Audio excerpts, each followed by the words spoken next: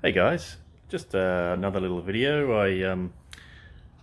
And this one is about rubber floor mats. I've kind of here's a bit of an example of a typical floor mat. You've got all these ridges, which makes it quite hard to clean. And carpet, well, yeah, imagine getting some clay or mud in that. You know, I mean, maybe you can get home and chuck that in the washing machine. I don't know, but you know, during a trip, there's kind of not a lot you can do. I guess you can hose it down, but I just think that's kind of a bit hard, you know. And I think there's also an opportunity, especially maybe in a Pajero, but to add extra sound deadening. You know, this kind of layer on the floor is going to create more sound deadening. So I decided to go down to Clark Rubber, and yes, I'll admit it, it is not cheap. I bought a large sheet. It's 2 meters by 1 or 1.2, 1.1 or 1.2 or something like that.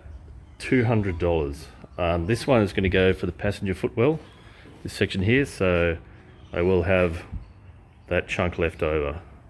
I decided to go, it's actually reinforced, so it's got the fibers in there, and it's 4.5 mil thick. I went really thick. Obviously that'll offer more sound deadening, but also it makes it more rigid and heavier, so people can kick their feet on it and it's not likely to move. It's not going to kink, warp or shift, because you know what it's like. Every time you get in your car and you've got a mat that you have to keep putting back in the same spot, because every time you get in you kick it out of the way or as you're driving along. So yeah, I got jack of all of that, so I decided to go full house and see what I think. So yeah, I've done the rear area here.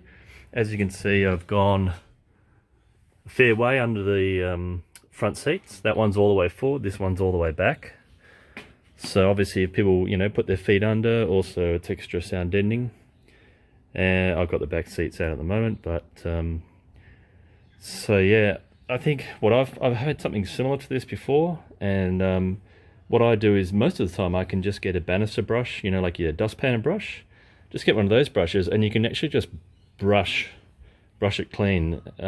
So you don't actually have to take the mats out most of the time, which I find really easy. Just quick brush, you know, bang, and you're off and running. Of course, if you get it worse than that, yeah, you can just pop it out and hose it down, and that's going to be really easy to clean. It's actually a gloss rubber finish. And here's the driver's side.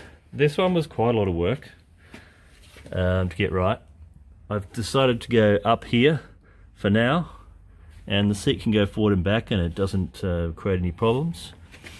Obviously it's model specific, and there's this little stop here under the accelerator, and I decided to go over the top of that and fit it around that. So you can tell with that there, and with this neat fit all around here, this mat just, it ain't gonna move. You can kick it around, jump in and out, and it's not gonna move.